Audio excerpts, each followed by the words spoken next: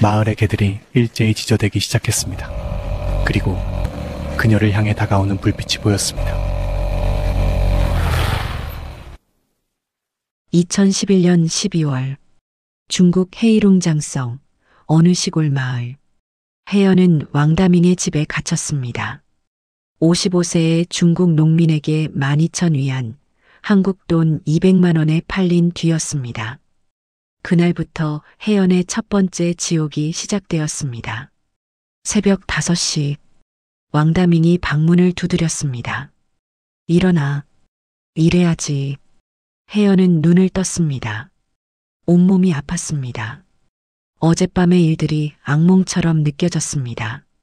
하지만 악몽이 아니었습니다. 꿈이 아니었습니다.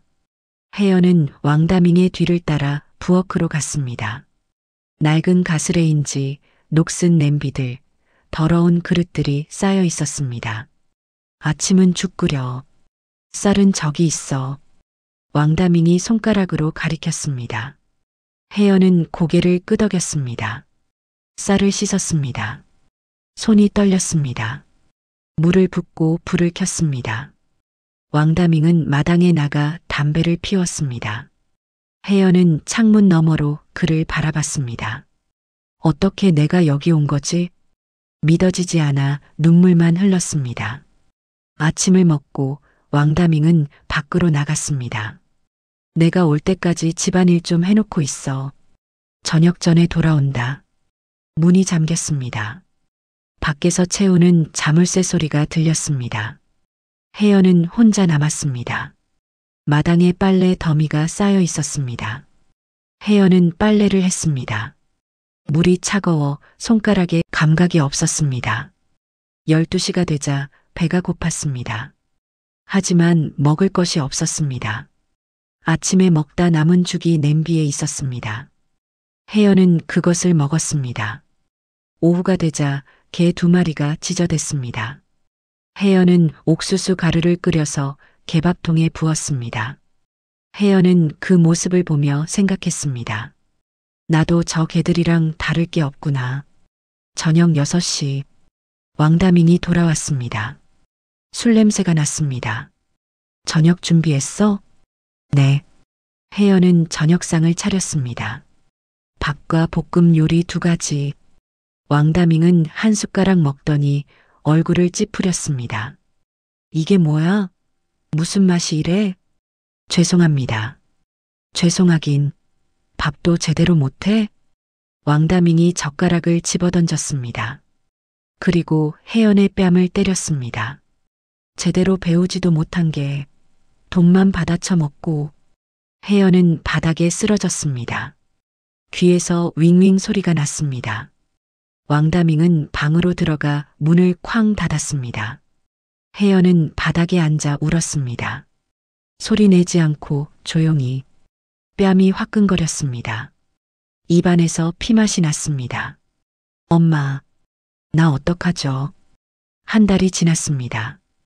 혜연은 매일 같은 일을 반복했습니다. 새벽 5시에 일어나 밥을 하고 빨래를 하고 청소를 하고 밭일을 했습니다. 왕다밍은 술을 먹지 않는 날이면 잠자리를 거칠게 했고 술을 마시면 폭력적으로 변했습니다. 혜연의 몸에는 멍이 가득했습니다. 혜연은 지쳐갔습니다. 죽기 전에 도망이라도 가보자 결심했습니다. 어느 날 새벽 왕다밍이 깊이 잠든 틈을 타서 혜연은 조심스럽게 일어났습니다. 신발을 신었습니다. 문고리를 돌렸습니다. 잠겨있지 않았습니다. 밖으로 나왔습니다. 마당에 개들이 짖기 시작했습니다. 야속한 개들. 멍멍, 멍멍. 혜연은 뛰기 시작했습니다. 마을길을 따라 달렸습니다. 어디로 가는지도 모르고 그냥 달렸습니다. 10분쯤 달렸을까? 뒤에서 오토바이 소리가 들렸습니다. 왕다밍이었습니다. 거기서. 혜연은 더 빨리 달렸습니다.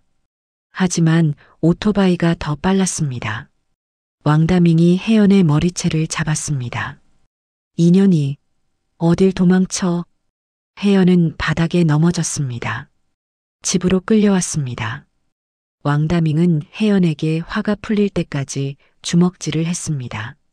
그리고는 방에 가뒀습니다. 너 같은 년은 밥을 굶겨야 돼. 너를 비싸게 돈 주고 샀는데 은혜를 원수로 갚아? 문이 거칠게 닫히고 잠겼습니다. 혜연은 방 안에 혼자 남았습니다. 첫날은 몸이 너무 아팠습니다. 시간은 더디게만 갔습니다. 둘째 날은 배가 고프고 아팠습니다. 셋째 날은 어지럽고, 넷째 날은 몇 일이 지났는지도 몰랐습니다. 다행히 왕다밍은 갈증이나 죽을 것 같을 때쯤 귀신같이 물을 조금 줬습니다. 화장실도 갈 수 없었습니다. 방 구석에 있는 양동이에 볼일을 봤습니다. 며칠 후 저녁, 왕다밍이 문을 열었습니다. 죽그릇을 바닥에 던지듯 내려놓았습니다. 먹어. 혜연은 죽을 받았습니다. 손이 떨렸습니다. 한 숟가락을 떠서 입에 넣었습니다. 눈물이 났습니다. 왕다밍이 말했습니다. 다시 도망치면 그땐 물도 없다 알겠어? 혜연은 고개를 끄덕였습니다. 2달째 되던 날, 왕다밍이 혜연을 이웃집으로 데려갔습니다. 오늘은 옆집 가서 일 도와줘. 옆집에는 북한 여자가 한 명 더 있었습니다. 30살쯤 되어 보이는 여자였습니다. 이름은 순이였습니다. 순이와 혜연은 함께 밭일을 했습니다. 순이가 작게 속삭였습니다. 너도 팔려왔지? 혜연은 고개를 끄덕였습니다. 나는 3년 됐어. 3년 전에 왔어. 3년이요? 응. 처음엔 도망치려고 했지. 근데 못해. 잡히면 북송돼. 혜연은 숨이 멎는 것 같았습니다. 북송이요? 응. 중국 공안한테 잡히면 북한으로 보내줘. 거기 가면 끝이야. 순이의 목소리가 떨렸습니다. 나도 한번 잡혔었어. 근데 돈 줘서 풀려났어. 그 뒤로는 도망 안 쳐. 혜연은 그날 알았습니다. 이곳에서 도망치는 것은 불가능하다는 것을, 잡히면 북한으로 보내진다는 것을, 북한으로 가면 정치범 수용소로 보내진다는 것을. 1년이 지났습니다. 2012년 겨울, 혜연은 여전히 왕다밍의 집에 있었습니다. 매일 같은 일을 반복했습니다. 매일 같은 폭력을 당했습니다. 혜연은 사람이 아니었습니다. 짐승이었습니다. 어느 날 혜연은 결심했습니다. 여기서 짐승같이 살 바에는 차라리 죽자. 새벽 2시, 왕다밍이 술에 취해 잠든 사이 혜연은 부엌으로 갔습니다. 손목을 그을까 농약을 마실까. 그때 마침 갈색병에 든 농약이 보였습니다. 엄마, 아직 살아있지? 미안해 엄마. 내가 살아서는 엄마를 못 만날 것 같아. 나를 용서해줘 엄마. 혜연은 농약병을 들어 벌컥벌컥 마셨습니다. 목이 타들어갔습니다. 혜연의 시야도 기억도 희미해졌습니다. 시골 마을의 작은 병원. 혜연의 눈을 살며시 떴을 때 세상이 온통 하였습니다. 내가 정말 죽었구나.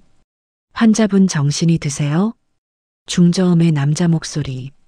의사 선생님이었다. 환자분 위세척을 몇 번이나 했는지 아세요? 정말 사망하실 뻔했습니다. 나를 살린 의사가 한없이 원망스러웠습니다. 왜 저를 살리셨어요? 왜요? 혜연은 몸부림을 치며 통곡을 했습니다. 며칠 후 왕다밍이 집. 왕다밍은 웬일인지 때리지 않았습니다. 대신 혜연은 갇히는 시간이 더욱 많았고 일을 하고 돌아온 왕다밍과 지옥 같은 잠자리를 했어야 했습니다. 혜연은 한 달 후 다시 결심을 했습니다. 여기선 죽지도 못해. 그렇다면 죽을 때까지 도망쳐보자. 왕다밍이 술을 먹고 깊이 잠든 밤, 조용히 밖으로 나왔습니다. 개들이 짖었습니다. 개들에게 매일 밥을 주고 이런 날을 위해 아껴줬는데 야속하게도 개들은 혜연을 보며 더 크게 지저댔습니다. 혜연은 죽을 힘을 다해 달렸습니다. 개들이 이빨을 드러내며 달려들었습니다. 하지만 혜연은 멈추지 않았습니다. 마을을 빠져나갔습니다. 산길을 따라 올라갔습니다. 시간이 얼마나 흘렀을까? 개 짖는 소리가 들리지 않았습니다. 혜연은 어딘지 모르는 칠흑 같은 길을 무작정 걸었습니다. 해가 뜨기 시작했습니다. 산 너머로 희미하게 마을이 보였습니다. 조선족 마을 같았습니다. 혜연은 마을로 내려갔습니다. 한 집 앞에 섰습니다. 문을 두드렸습니다. 저기요. 도와주세요. 문이 열렸습니다. 50대 조선족 여자가 나왔습니다. 누구세요? 저는 북한에서 팔려왔습니다. 도와주세요. 여자는 혜연을 위아래로 훑어봤습니다. 들어와. 혜연은 안으로 들어갔습니다. 여자는 물 한 컵을 줬습니다. 어디서 왔어요? 북한. 온성에서요. 왜 여기 왔어요? 혜연은 울며 말했습니다. 팔려왔어요. 중국 남자한테 도망쳐 나왔어요. 여자는 고개를 끄덕였습니다. 알았어요. 여기서 좀 쉬어요. 제가 도와줄게요. 혜연은 감사했습니다. 고맙습니다. 정말 고맙습니다. 여자는 야릇한 미소를 지었습니다. 하지만 그 미소는 진짜가 아니었습니다. 1시간 후 문을 두드리는 소리가 들렸습니다. 여자가 문을 열었습니다. 중국 공안 2명이 들어왔습니다. 혜연의 얼굴이 하얗게 변했습니다. 신고했어요? 여자는 대답하지 않았습니다. 공안 조사실. 차가운 의자에 혜연이 앉아 있었습니다. 공안이 물었습니다. 신분증 있어? 없습니다. 여권은? 없습니다. 어디서 왔어? 북한입니다. 공안은 컴퓨터를 두드렸습니다. 지문을 조회했습니다. 10분 후 결과가 나왔습니다. 북한 주민 확인. 불법 체류자. 혜연은 책상에 엎드렸습니다. 제발 북한으로 보내지 마세요. 공안은 무표정했습니다. 규정이야. 북한 사람은 북송해야 해. 제발이요. 제가 거기 가면 저희 어머니도 죽어요. 제발. 혜연은 울부짖었습니다. 하지만 소용없었습니다. 사흘 후 혜연은 트럭에 실렸습니다. 같은 처지의 여자들 8명이 함께 있었습니다. 모두 북한으로 보내지는 사람들이었습니다.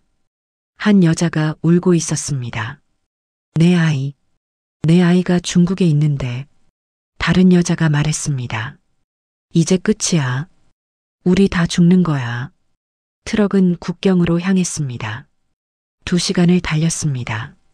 마침내 두만강 다리가 보였습니다. 혜연은 그 다리를 보며 생각했습니다. 1년 전에 저강을 건넜었지. 그때는 희망을 가지고 건넜습니다. 이제는 절망을 안고 돌아갑니다. 다리를 건넜습니다. 북한 보안원들이 기다리고 있었습니다. 다들 내려. 여자들이 트럭에서 내렸습니다. 보안원들이 몸수색을 했습니다. 중국 돈 있나? 핸드폰 있나? 아무것도 없었습니다. 모두 빼앗겼습니다. 보안원 한 명이 혜연을 봤습니다. 너 온성 사람이지? 네. 가족은? 엄마가 계십니다. 집 주소대. 혜연은 주소를 말했습니다. 보안원이 무전기를 들었습니다. 온성 보안서에 연락해. 혜연이라는 년 가족 확인하라고. 혜연은 온몸이 떨렸습니다. 엄마, 나 때문에 엄마까지. 온성 보안서가 아니라 보입으로 보내졌습니다. 정치 문제로 판단했기 때문입니다. 중국에 갔다 온 사람은 모두 정치범으로 취급됩니다. 보이부 건물, 차가운 콘크리트 벽, 녹슨 철문, 어두운 복도. 혜연은 조사실로 끌려갔습니다. 책상 뒤에 보이부 조사원이 앉아 있었습니다. 앉아. 혜연은 바닥에 무릎을 꿇고 앉았습니다. 조사가 시작되었습니다. 이름 권혜연입니다. 나이 24입니다. 중국에 언제 갔나? 1년 전입니다. 왜 갔나? 돈을 벌려고요. 거짓말하지 마. 무슨 계획을 한 거지? 아닙니다. 저는 어머니 약값을 벌려고 간 겁니다. 찰싹? 조사원이 혜연의 뺨을 때렸습니다. 교회는? 안 갔습니다. 남한으로 가려고 했지? 아닙니다. 정말 아닙니다. 조사는 하루 종일 계속되었습니다. 물도 밥도 주지 않았습니다. 화장실도 갈 수 없었습니다. 밤이 되자 조사원이 일어났습니다. 내일 다시 조사한다. 오늘은 여기까지. 혜연은 독방에 갇혔습니다. 한 평도 안 되는 좁은 방이었습니다. 창문도 없었습니다. 바닥은 차가운 콘크리트였습니다. 혜연은 다리를 뻗을 수 없어 구석에 웅크리고 앉았습니다. 밤새 잠을 이루지 못했습니다. 추웠습니다. 배가 고팠습니다. 몸이 아팠습니다. 하지만 무엇보다 두려웠습니다. 나 여기서 죽는 거 아닐까? 그날 밤 혜연은 알았습니다. 중국의 지옥도 끔찍했지만 북한의 지옥은 더 끔찍하다는 것을. 왕다밍의 집에서는 맞기만 했습니다. 차라리 잘된 건지도 모르겠다고 혜연은 생각했습니다. 그냥 빨리 죽여줬으면 좋겠어. 혜연은 바닥에 이마를 대고 속삭였습니다. 엄마, 미안해요. 나 때문에 엄마도. 눈물이 바닥에 떨어졌습니다. 하지만 혜연은 아직 몰랐습니다. 이것은 시작일 뿐이라는 것을. 보이부의 진짜 악행은 이제부터라는 것을. 그리고 앞으로 3개월 동안 혜연은 지옥보다 더한 곳에서 살아남아야 한다는 것을. 여러분, 오늘 이야기는 어떠셨나요? 혜연의 운명이 정말 기구합니다. 혜연은 보이부에서 석방될 수 있을까요? 다음 시간을 기대해 주세요. 여러분의 소중한 구독과 좋아요는 초보인 저에게 아주 큰 힘이 된답니다. 감사합니다.